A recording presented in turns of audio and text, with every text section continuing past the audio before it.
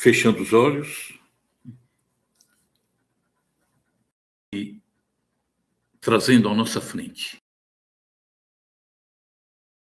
sempre a figura serena e bondosa de Jesus, a quem agradecemos.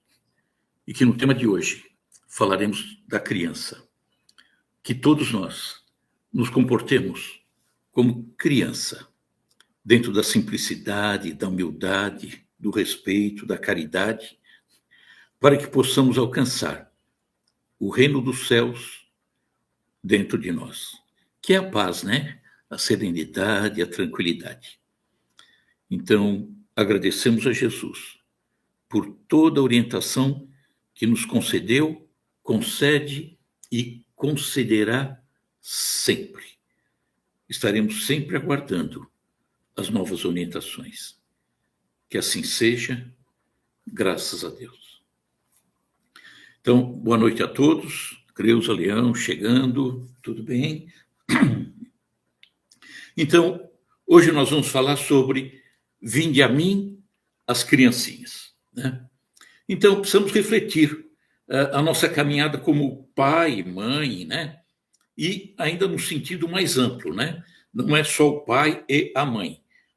Aqueles que fazem também papel de mãe e pai junto das crianças, que são os avós, os tios, todos aqueles que estão bem próximo da criança e que têm também a responsabilidade de cuidar pelo crescimento desses seres que estão aí sob nossa responsabilidade, né?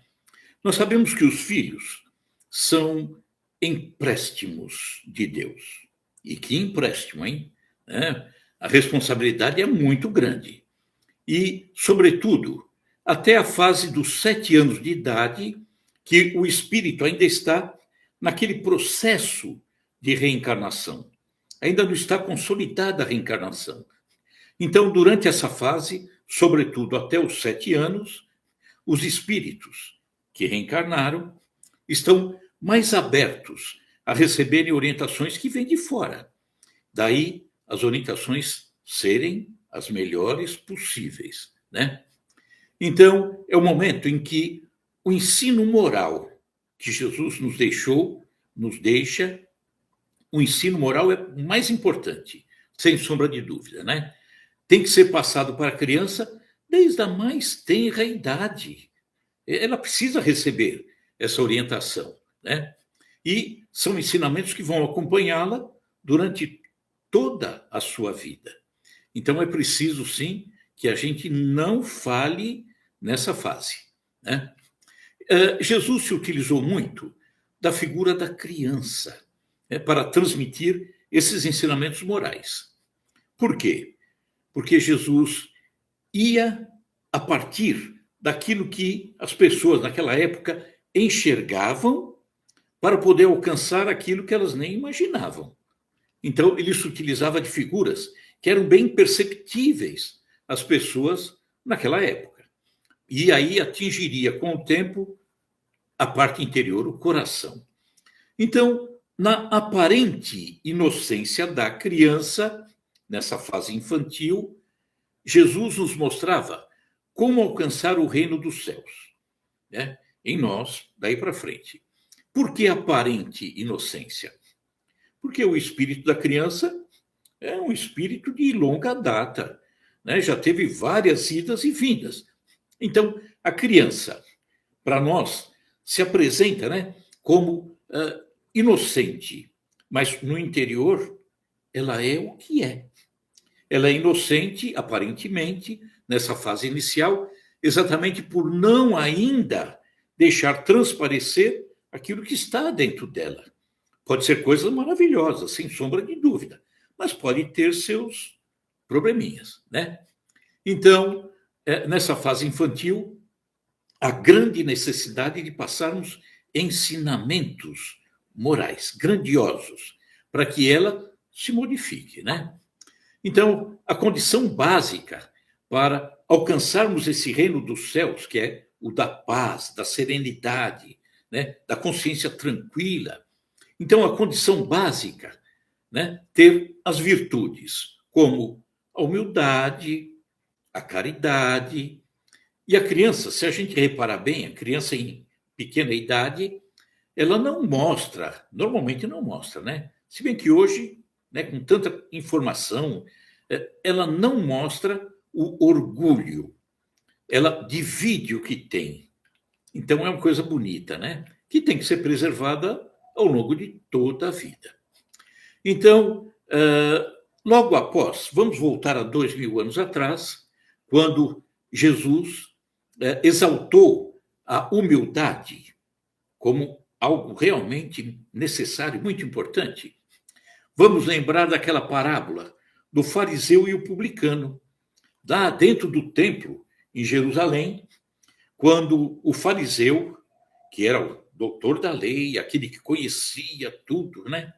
Que tinha uma aparência de espiritualidade, mas muitas vezes ficava só na aparência, né?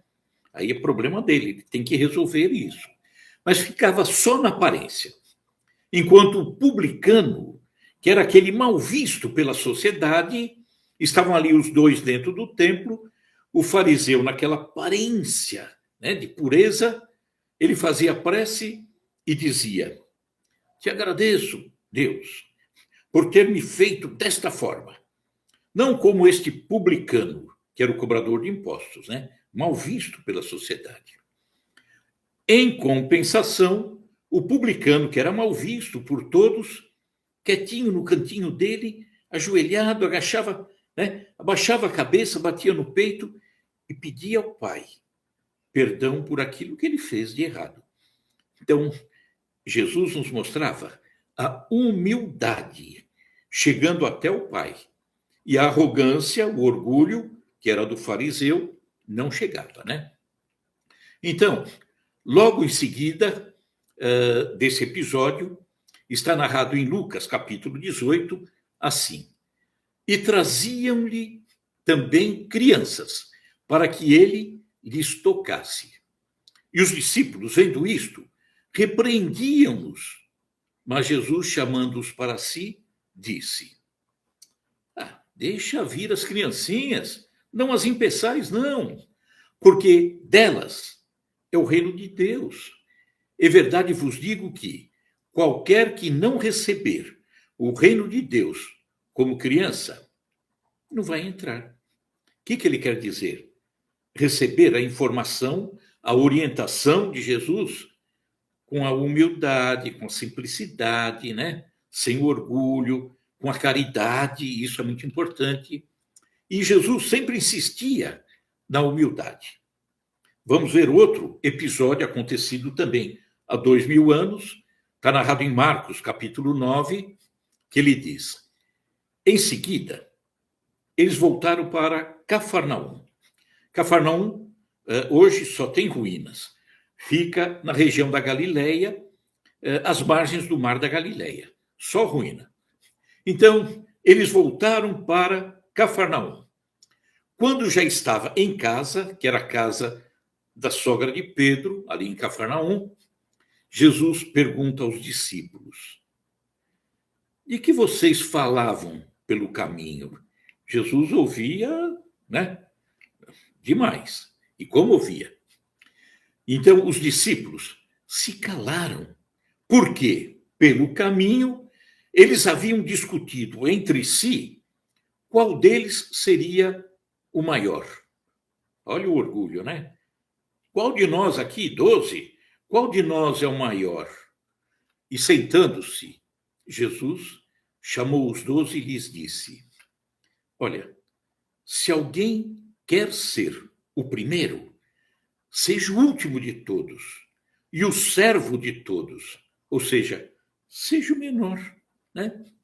E tomando nessa ocasião um menino, colocou-o no meio deles, abraçou-o e disse-lhes: todo o que recebe um desses meninos, eu usava o menino como modelo, a criança como modelo, em meu nome, a mim é que recebe. E todo o que recebe a mim, não me recebe, mas recebe aquele que me enviou, que é o Pai, né? Então, Jesus sempre se utilizando da figura da criança. Então, vamos entender bem isso. O significado: colocou a criança como modelo aos discípulos. Vocês estão tão aí querendo achar quem é o maior? É a criança maior, aquele que se comporta como criança. Criança que é modelo de humildade, de inocência, de pureza, que são as qualidades essenciais para se chegar no reino de Deus, que é o reino da paz, né? Mas a criança, fisicamente falando, ao crescer, precisa se manter criança, espiritualmente falando.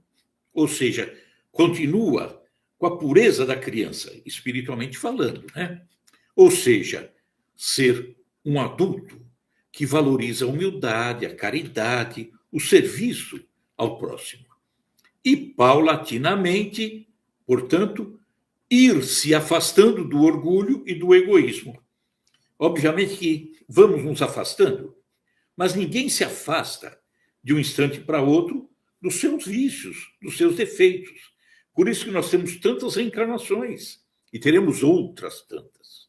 Por quê? Porque nós vamos tirando aos poucos os defeitos.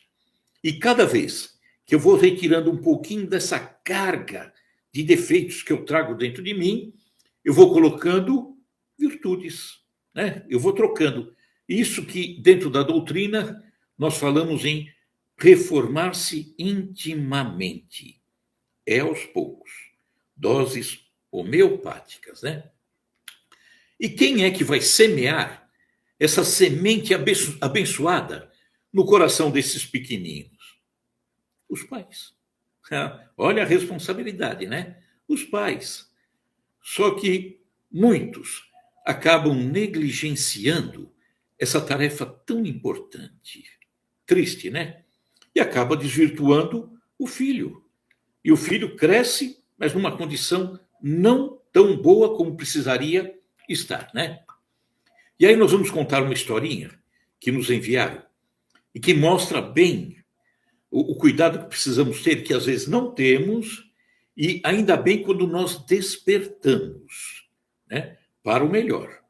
Então, essa historinha diz de um pai, o nome dele era Mário, pai de Lucinha, só que Mário era um homem importantíssimo e muito ocupado, que trabalhava tantas horas, até mesmo nos finais de semana.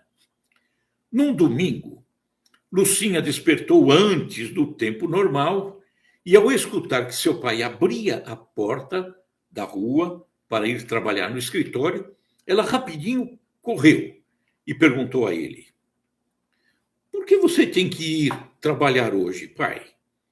A gente poderia brincar juntos. Então, nós vemos aí um trabalho intenso, né, desse pai, no domingo, deixando a sua família e nem se despedindo da filha. Ainda bem que a filha acordou a tempo. E ele diz: não posso, minha filha. Tenho assuntos muito importantes para resolver. E por que são tão importantes, papai? Porque se tudo der certo, será um grande negócio para a empresa em que eu trabalho.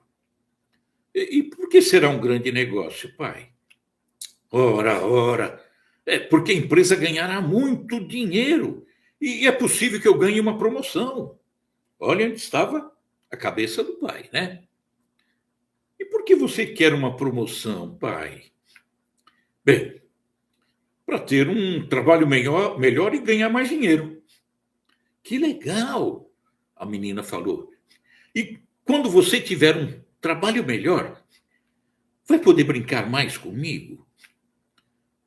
O seu Mário ficou pensativo, enquanto a criança continuava com as suas perguntas.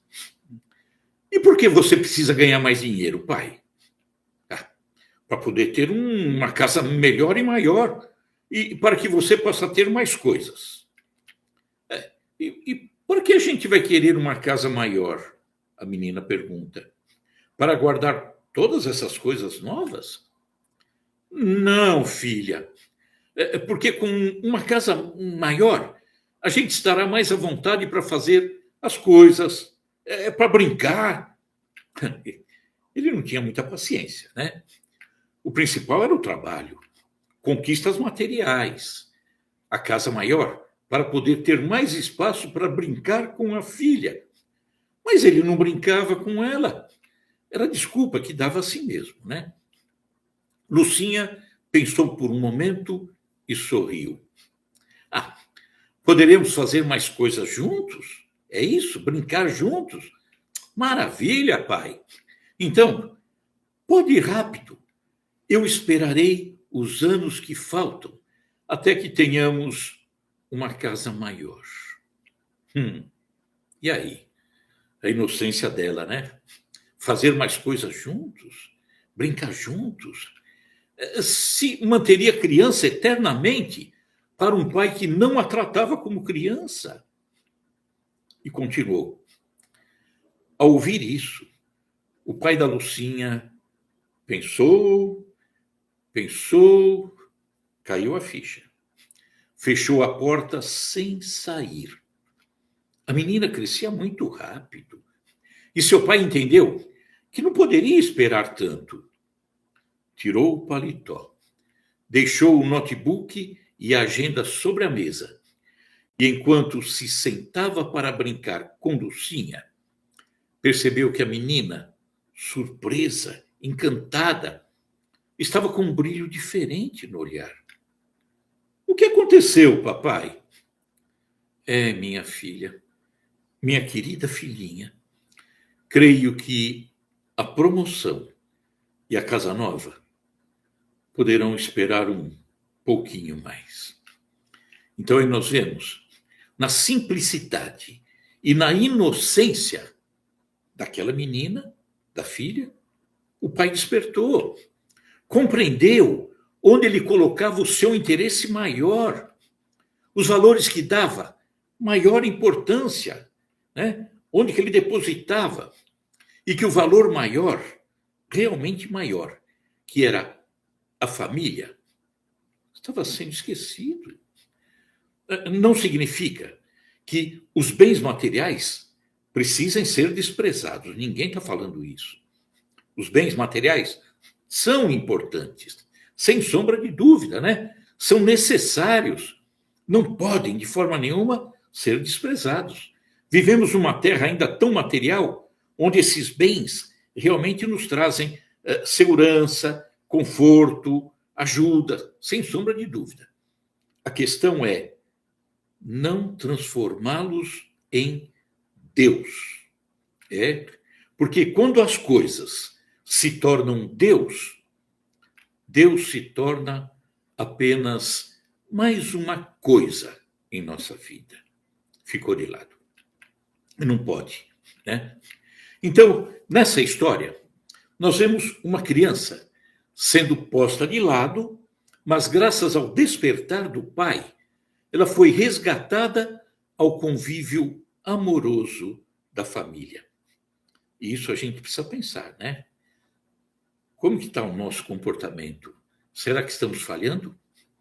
Precisamos, então, ampliar até o entendimento de pequeninos, de crianças. Por quê? Porque é mais amplo o entendimento. Vinde a mim, as criancinhas.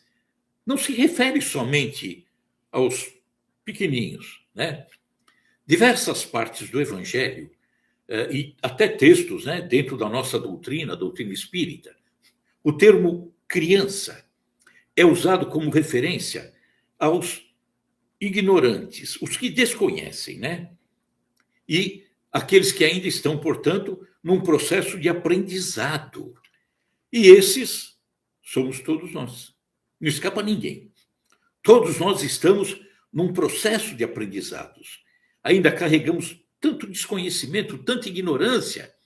Somos ainda, sim, espíritos cheios de conflitos, de aflições, precisando de orientação. Como? E precisamos mesmo, né? E ele, Jesus, nos mostrou que ele é o caminho. Não Jesus, a pessoa física de Jesus, né? Aquele ser tão bonito, pintado em quadros, Mas quando me reporto a Jesus, eu digo a mensagem, a orientação. E sempre repito isso, que a humanidade, muitas vezes, presta tanta atenção no professor e não aprende a matéria. Aí fica complicado. Jesus não quer ser adorado, ele quer ser compreendido. Aí sim. Então, ele nos mostrou que é o caminho e que não existe conflito, desafio, dor, que ao lado desse entendimento dele não sejam minimizados. Diminui, sim, né? Ele disse que com ele o jugo é suave e o fardo é mais leve, ou seja, com entendimento da mensagem dele. Então, as crianças se sentem seguras e protegidas ao lado dos pais. Mas Jesus, a mensagem dele, ele é o grande irmão e é com ele, com o ensinamento dele, que vamos nos sentir acolhidos, para que a gente faça o melhor. Nosso proveito e proveito do outro, né? Dos próximos. Então, quem carrega amor no coração e com fé segue os seus ensinamentos, nunca se sentirá só ou abandonado. Ah, não, né? Passaremos, então, por tormentos, todos nós, sem exceção, mas nunca estaremos solitários. Todos nós passamos pelas dificuldades. É um desemprego, é um problema de saúde, é a partida de um ente amado, não importa, mas nunca estaremos solitários, né? E na história que nós narramos, quanto à atitude do pai, mudando os seus valores, demonstrando, portanto, o início de um desapego em favor da família. Vamos pensar. Parece utopia, nos dias de hoje, falar em desapego. Mas temos que ter a medida certa desse desapego. Por quê? Falar em desapego quando as frases mais pronunciadas hoje em dia são: e o que é que eu ganho com isso? Quanta gente, né? É fazer isso assim. O que eu ganho com isso? Outra frase que me lembra de um comercial de televisão há muito tempo, né? Não que eu seja velho. Tempo é dinheiro. Ganhe dinheiro não perdendo tempo. Já ouviram, né? Valorizando as coisas materiais. Ah, isso é complicado. Como desapegar-se quando a troca de interesses para baixo, impera, né? E resulta em uma sociedade calculista, egoísta, inescrupulosa. Como que eu vou me desapegar? Como que eu vou me afastar das coisas materiais? Não é afastar, né? E as consequências disso, dessa sociedade complicada, é que surgem as desigualdades sociais, a corrupção como regra comum. Nós temos corrupção em todos os lados. Normalmente a gente vai imaginar a política, e a política é bem complicada, né? Mas nós vemos corrupção em tudo, até nos segmentos religiosos. Vemos lá a corrupção, muitas vezes, ali presente. Fala-se de Deus, mas fala-se de outras coisas, né? E aí, nessa sociedade complicada, nós vemos o abandono da família e os filhos se perdendo. Complicado. Nós vemos o individualismo predominando. No livro dos Espíritos, primeiro livro da codificação, diz que um sinal claro da inferioridade e imperfeição do espírito é o interesse exclusivamente pessoal, egoísmo. Só se interessa com ele mesmo. Então, sábio mesmo, é aquele que aprendeu a renunciar de si mesmo. E libertando-se desse egoísmo, ele encontra um caminho seguro para ser feliz. Então ele não pensa só em si. Ele pensa, obviamente, em si. Nós precisamos pensar, mas pensamos no coletivo. Eu penso na família, eu penso nos amigos, sem sombra de dúvida. Não quero viver exclusivamente para mim. É até sem graça viver exclusivamente para si mesmo, né? E desapego?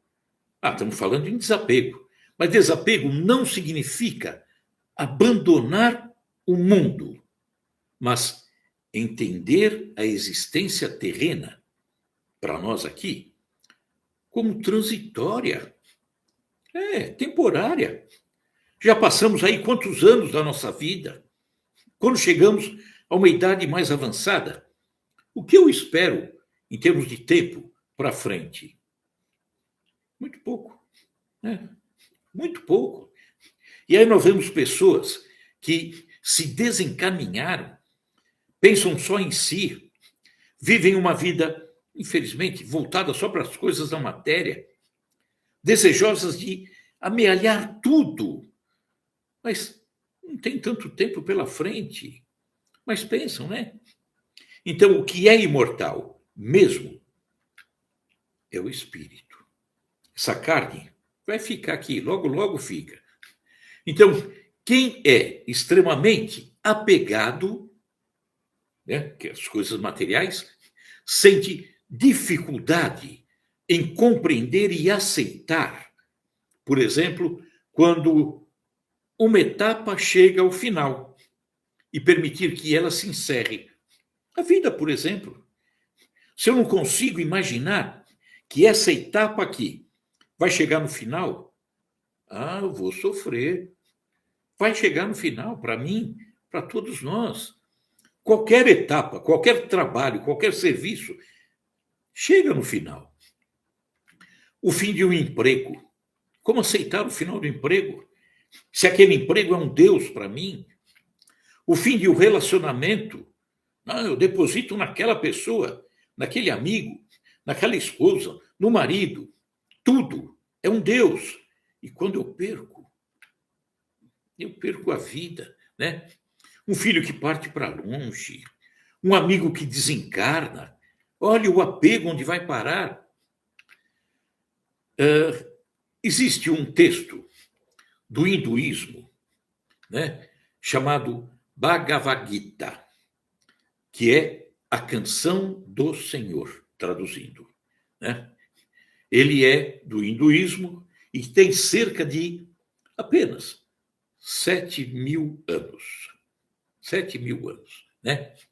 Ele já tratava esse texto, que é a canção do Senhor, ele já tratava do necessário exercício do desapego.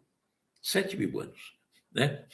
E ele traz uma proposta, esse texto, uma proposta de vida muito interessante que merece a reflexão. Ele dizia assim, há 7.000 anos, hein?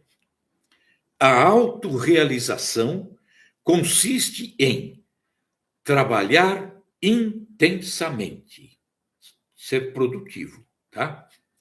E renunciar a cada momento ao fruto do trabalho. Ou seja, trabalhe intensamente, mas renuncie ao fruto do trabalho. Estava nos convidando a agir no bem, independente dos frutos dessa ação, desapegando-se dos desejos egoísticos. 7.000 anos, né? Que sabedoria, né? Então, tudo isso nós temos que pensar muito. Por quê? Porque não vale a pena viver tão apegado às coisas materiais e largando mão daquilo que seria realmente os valores mais importantes da nossa caminhada. Recebi até uma historinha que vale a pena contar. É simplesinha, infantil, mas que nos mostra, né? Nos chama a atenção para que a gente realmente preste muita atenção onde a gente está colocando os nossos valores, né?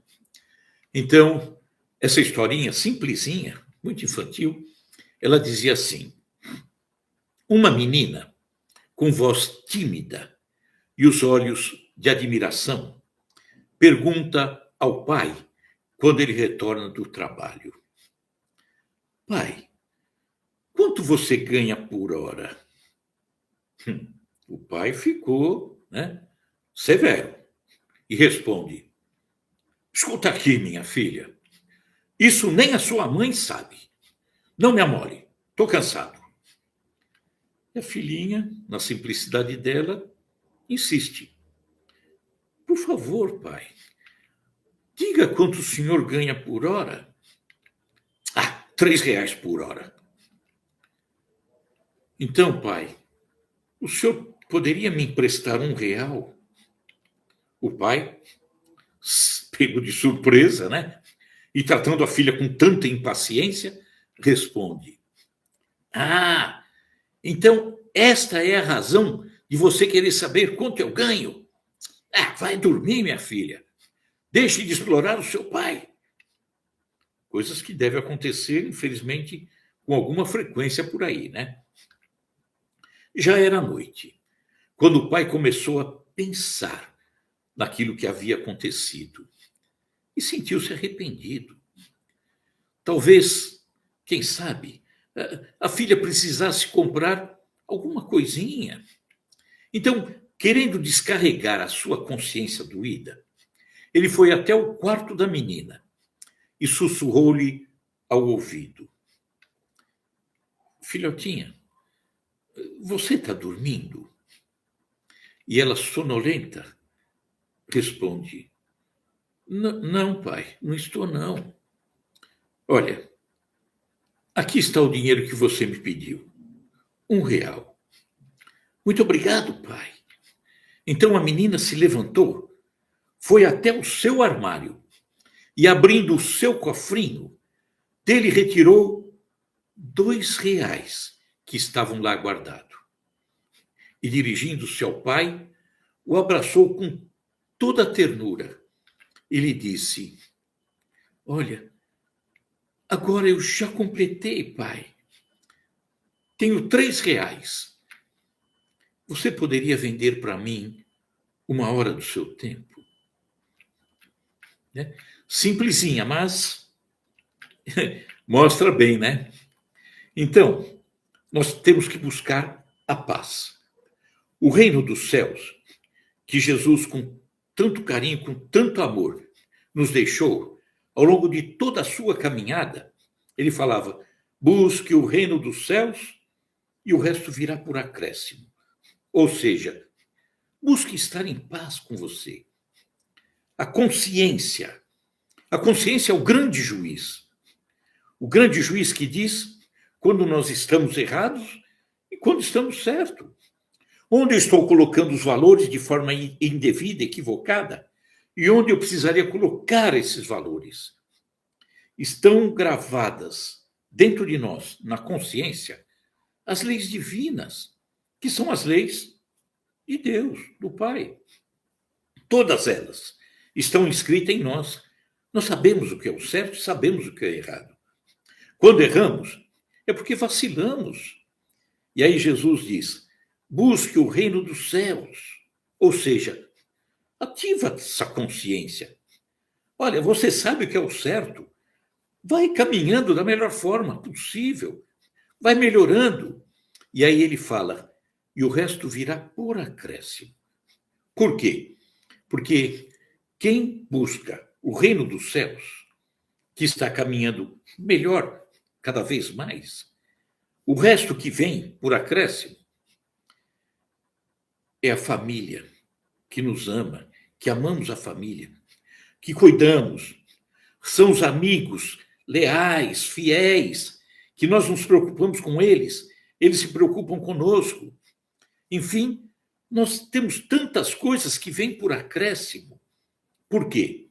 Porque busquei o reino dos céus, a paz, a serenidade, a tranquilidade. É gostoso viver desse jeito, Então aí, olha o que acontece. A paz em nós não é produto de circunstâncias exteriores, mas da tranquilidade nascida do dever cumprido e da paciência frente ao que ainda não podemos alcançar. Essa é a paz. Bem diferente da paz do mundo, né? Nós vemos aí a paz no mundo que é mal conseguida, nem é conseguida, mal conseguida através de acordos, de decretos. Isso não é paz. Isso é guerra que ficou por um tempinho paralisada, mas daqui a pouco ela vem. Fica tranquilo. E aí ele diz ainda: para colaborar no bem geral, é preciso paciência para com todos, exemplificando o melhor de nós mesmos. Então, quando nós aprendemos a compreender o outro, vamos ter paciência. Ah, mas ele falha. Pô, eu também falho. E como falho? Então eu preciso ter paciência para também orientá-lo naquilo que eu já conquistei. E certamente, nas conquistas dele, eu serei orientado por ele, sim, através dos exemplos. Vamos seguir? A paciência não se harmoniza com a pressa. Ah, tem gente que vive na pressa, na correria. Não. A paciência não se harmoniza com a pressa, mas prossegue sempre confiante como aos objetivos traçados. Então, a paciência pede reflexão, né? Pede harmonia, pede observação. A pressa não permite isso. Seguindo, ainda que todos se revelem contrários à ação edificante que desenvolvemos, são contrários. Guardemos a paciência, entendendo e perdoando para prosseguirmos sem vacilação. Se eu estou sereno, tranquilo, que estou fazendo o melhor, não é a crítica do outro que vai me derrubar, se eu tenho consciência do que eu faço. Seguindo, com paciência, adquirimos todos os valores evolutivos do espírito, alcançando assim horizontes mais elevados. Paciência.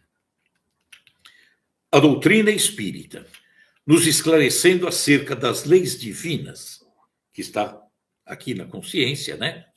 Que regem a nossa existência, é a maior base de que podemos dispor para valorizar a paciência em todas as circunstâncias. Na dor que nos visita, no relacionamento diário com os semelhantes, no lar, na sociedade, no trabalho, na via pública. Então, nós temos que ter essa paciência. Seguindo, o espírita, portanto, sabe ser paciente, quer dizer, tem que saber, né? Se ele realmente está buscando. Sabe ser paciente frente às provas pelas quais tem que passar, na certeza de que depois da tempestade vem sempre a bonança. Então, ser espírita ou entender isso tudo não significa um salvo-conduto frente às dificuldades. A vida aqui na Terra nos oferece muitas dificuldades. É natural, né?